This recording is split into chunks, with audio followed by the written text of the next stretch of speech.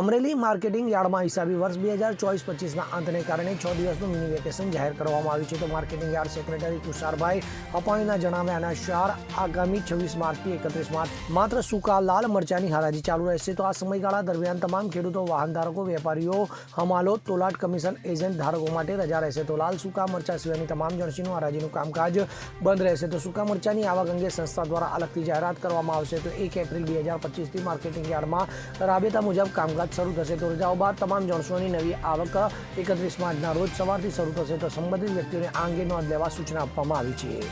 Bureau report CN24 news. હવે જુઓ દેશ દુનિયાની તમામ ખબરો તમારી આંગળીના ટેરવે. ઉઠાવો મોબાઈલ અને Google Play Store પરથી ડાઉનલોડ કરો અમારી CN24 ન્યૂઝ મોબાઈલ એપ.